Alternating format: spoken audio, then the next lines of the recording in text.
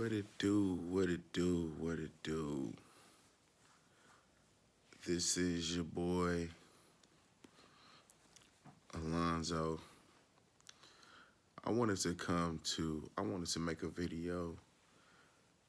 For the longest time, I just haven't really had the courage, I guess, to start recording myself. So many thoughts have matriculated through my mind, and unfortunately, has caused me not to do what's been on my heart for some time. But um, I just wanted to speak to those who are listening in hopes of maybe getting a message through to anyone like myself who is on a journey of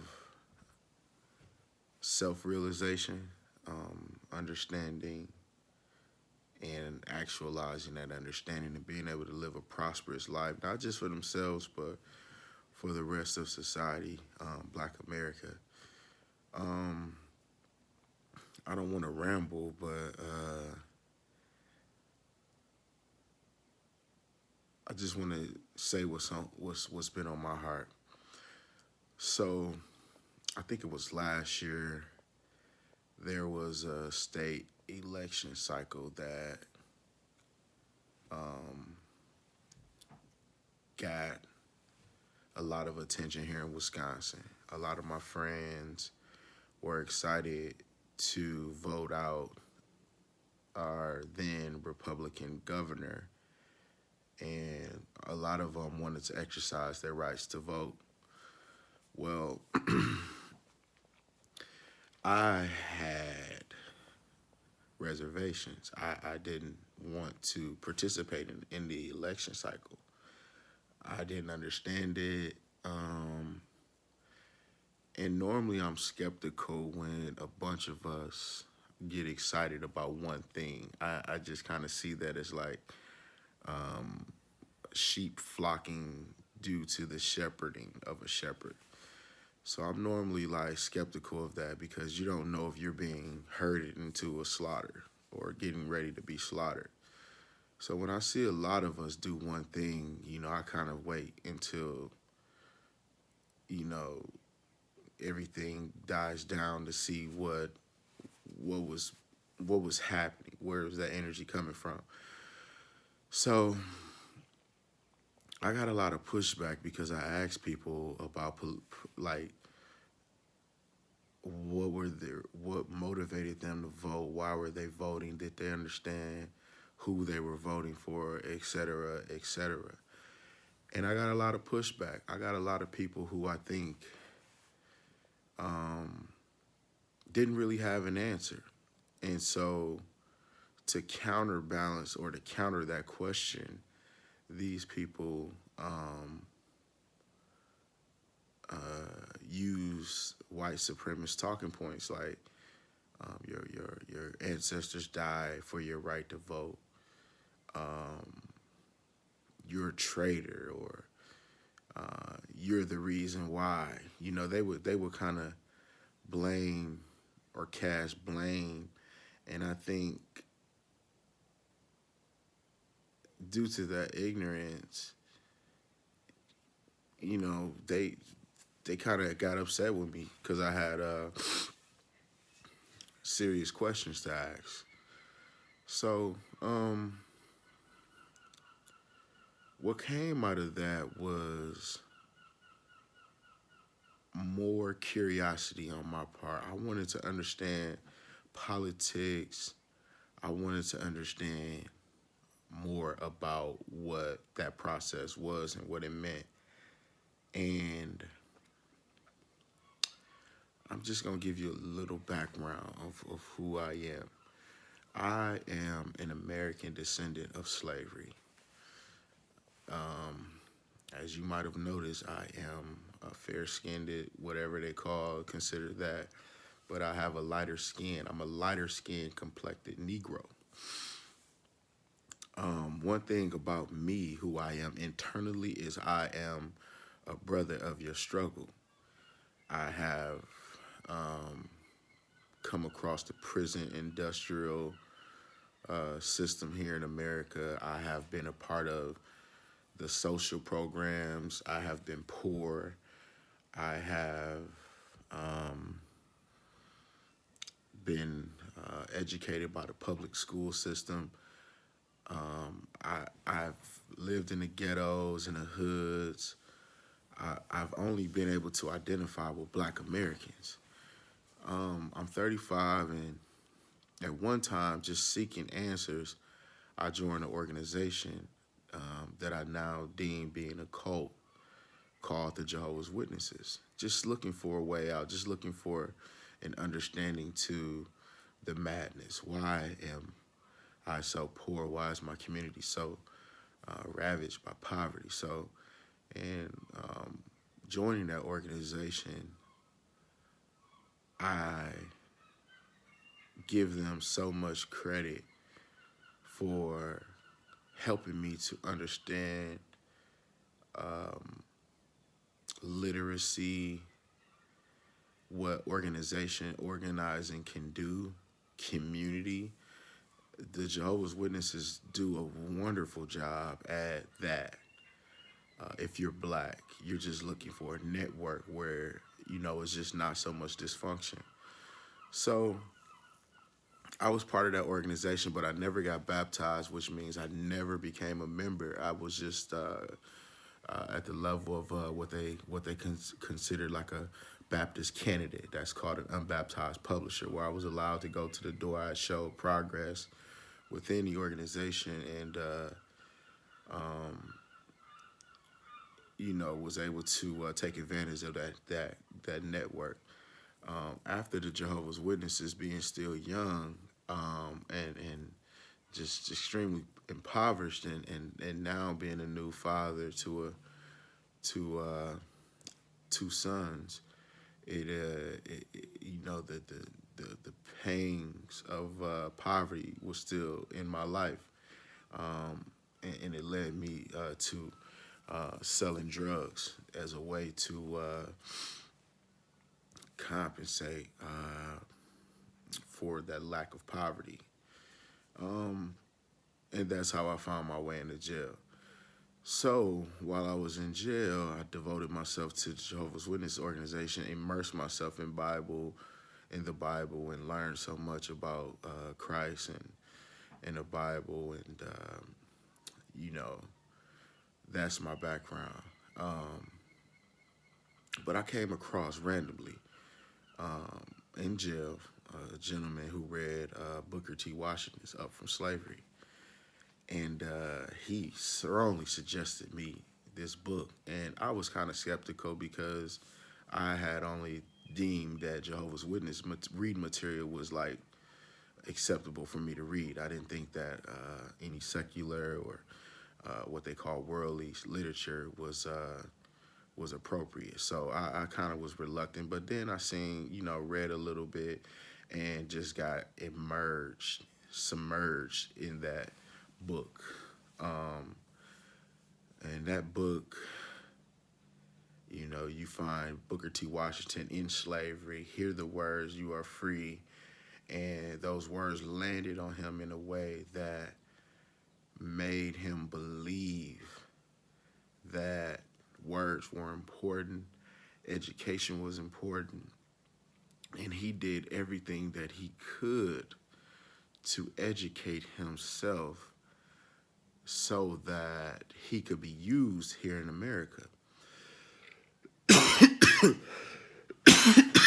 That really inspired me. So Booker T. Washington then journeys off and works his way up through the ranks. I don't know what colleges it was. I want to say Hampton at first, but then he's the founder of Tuskegee. He wants to create an institution that's self-sustaining, that grows its own crops, that builds its own buildings, that teaches people not through textbooks but through activity and through actually uh, learning from the earth and learning from in the environment and letting that be your guide.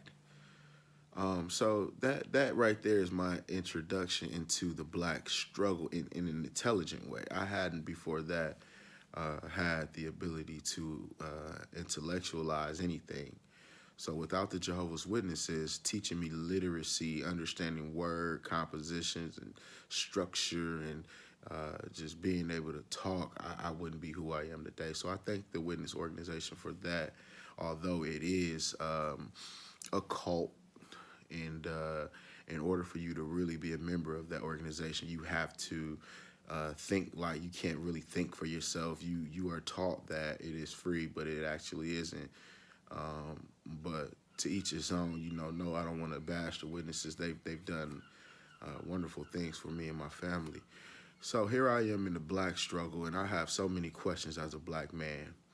Born in 1983, I've witnessed the crack era. I witnessed the emergence of Michael Jackson and Mike Tyson and Michael Jordan, some of the greatest um, human beings in their perspective fields of artistry.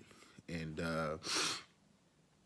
that kind of put us to sleep politically because these people were held at such a high standard, not just nationally, but globally. Like these are people who are recognized all over the world, and they are American descendants of slavery ancestry. And so politically, I had no political ideology. I didn't know what to vote for. All I know is to follow the herd and to go where I was told to go. And so, I always had questions, but like many of my friends, even today, I never had my own mind. I never knew why I liked Bill Clinton. I never knew what triggered my response to being um, a fan of him or Obama, if you will. And then I realized, wow, I don't really have my own mind. I really don't. I don't understand who I am. I really don't. When I realized, love who I am. I didn't love being black because black was connected with so much ugliness, and I actually internalized my hatred for blacks, but externally I would put on a happy smile. And what I didn't like about black wasn't black people, but it was behaviors. Never liked the behaviors of blacks, and I internalized that anger and walked around with a smile. And I didn't know what to do with that anger. I didn't know how to explain it. I didn't know why. But one thing that I didn't like was hurting black people. And I realized that we, when we are in close proximity to each other, have almost, not all the time, but we have an, an innate ability to hurt each other in so many different ways, whether it's conversation, whether it's violence, whether it's economic. We do harm each other. I wasn't satisfied with just seeing that. I wanted to know root causes of behaviors because another thing about being ADOS, which I am, is we I was a kid who was told to perform at a lower level so that our family could get resources from the government. So if you were kicked off welfare, the government had another set aside for blacks.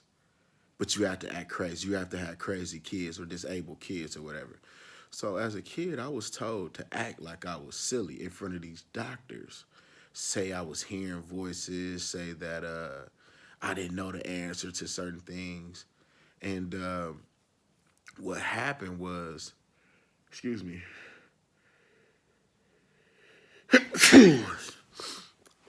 but what happened was I started to, people started to think that's who I was. And people really started to treat me like I had special needs. So I realized that some of these people who behave a certain way might have a puppeteer, kind of directing their steps. I look for a puppeteer because that's what made me who I was, as far as crazy and wanted to act out in different ways. So when I started looking for a puppeteer, one of the things that I'm grateful for is this PBS documentary called Eyes on the Prize. I wonder if anybody that's viewing this has ever seen that documentary.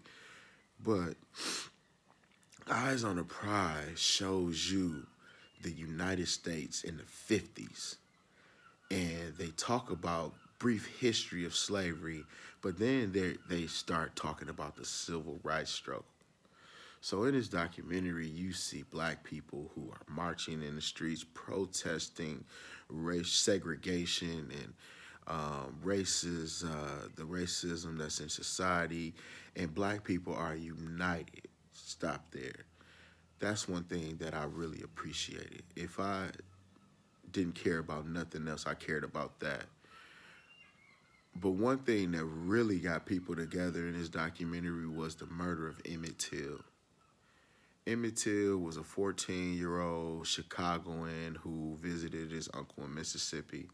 And up north, he had allegedly been had access to white people, and he was, he seen white people as human beings. So down south, he was not aware of the environment, and he, according to the reports, he told whistled at a white girl or say hey baby or somebody.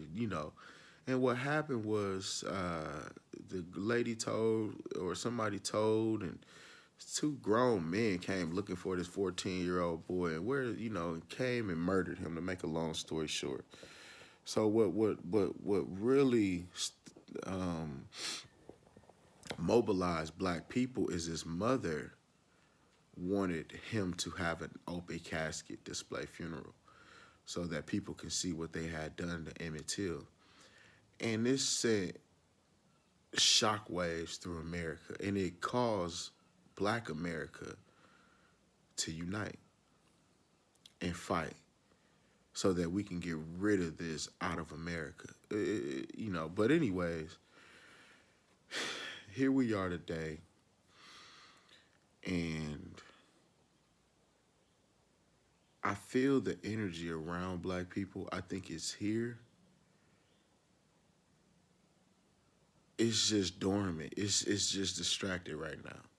We are in front of our telephones, and we are on these social media websites, and we are fixated with celebrity, and we we don't realize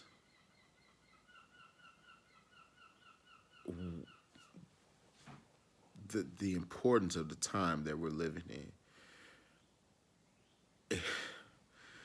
We don't realize how dire the situation is for as far as black Americans.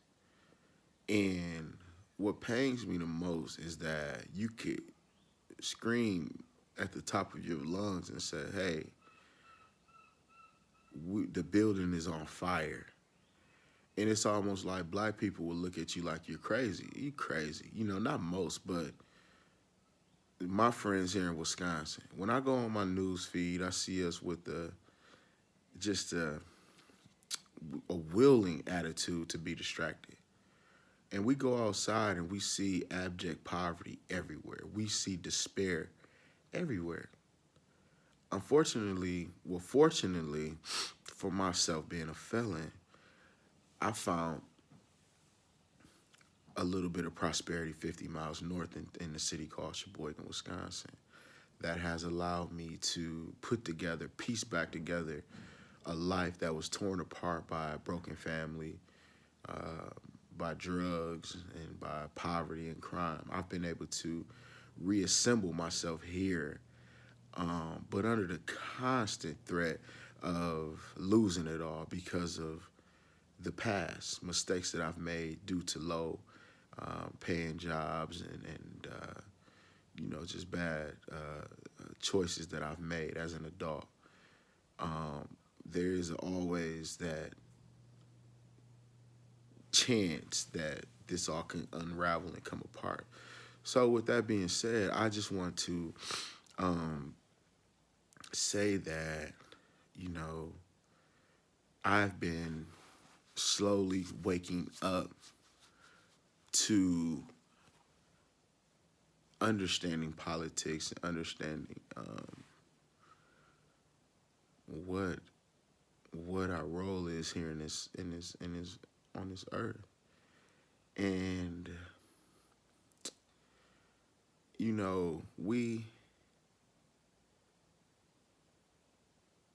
we come well I've come let me stop rambling. I lost my thought there, but I arrived at the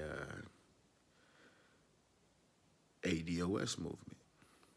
I am a fan of Corey Holcomb show 5150, and I'm a fan of one of his co-hosts, which is his name is Zoe Williams. So Williams is a person who tries to shine light on people in the black community that have a message for black people.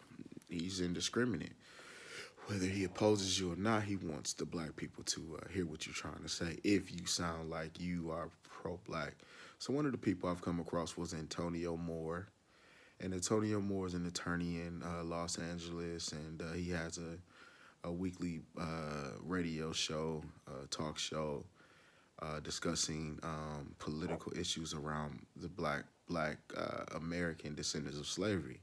And he has been a drum major for the fight for reparations. And another person who he is in close relationship with, who is a co-creator of the ADOS movement, is named Yvette Carnell, who is a HBCU graduate of Howard University. She has worked in the political spectrum, and she has a weekly podcast called Breaking Brown on YouTube that gives us a political education that has, for me, finally given me insight as to how, why, and what now. So these two podcasts, I owe a large amount of gratitude towards, because they've helped me to really see the wealth position that we are in as a society. Black people, we don't have any money. We need government advocacy, policies to change our wealth position. We have about $3 trillion in national wealth. 2.5 trillion of that money is in the hands of the top 10% of black families. The rest of us have to split $0.5 trillion. And what that does is when you look at that on the graph, you see how poor we really are. And what we do is we let the 10% of people who have money cover up the rest of us, which is millions of us that are so close to the poverty line or under it that it's not even funny. We have no time to celebrate. We need to do policies. We need reparations. This is all a causation of American shadow slavery that has given us a legacy of poverty, that has put us in this position. And it is right now causing so much suffering in our communities. We have so much uh, violence because of economic reasons. We have just so much mental health anguish and damage that's going unaddressed, and we just need help. We really need to have our voices heard. And I think I'm gonna conclude this video with just saying, if we can all, and this is coming from my heart, if we can join together, and even if you good, if you doing well, if we can fight for that young black man that's at the gas station begging for change, if we can fight for the young black boys that's thinking the only way out is to rap about his poverty, is to highlight the violence. If we could fight for him, if we can fight for the young lady who is fighting for herself, but America won't fight for her, I'm imploring you to fight with me. Let's stand together. Let's leave this earth better than what we found it. We have the ability, and I know we have the desire. I know we all see it. I know we all see the opportunity for a better community. And I think the time is now. I think we should go for it now. I will call this the inaugural video. I'm going to just keep the videos coming. I'm going to try to continue to educate myself around the issue of reparations, but I know what it means to be black, and I care about you. Like, I really do. Like, it hurts me that we are acting like it's okay. But I live in Milwaukee. Well, I live in Sheboygan, but I'm from Milwaukee, Wisconsin, and I visit Milwaukee frequently. And what I'm seeing down there with my community, it just hurts my heart. You know, and I know friends, that's just going through it. And I just hate that we kind of have a blind eye to that. So if you can, if you will, let's reach out to Tone, Antonio Moore, Yvette Carnell, Sandy Darity, ADOS 101. Let's get that information. Let's get that out to the public. Let's let the government know, hey, we want our issues addressed. We want help. Let's stop acting like everything's all right. Let's come together, man. I say all this in love, man. I'm going to sign off. I am the humblest. My social media, you can find me at the humblest on everything, Twitter, Facebook, as well as Instagram. And hopefully we can have a discussion, man, that's meaningful, and we can mobilize to try to exact change in our communities. With that being said, I hope everybody has a good day. Peace. I'm signing off. It is August 1st, 2019. I'm out. Peace.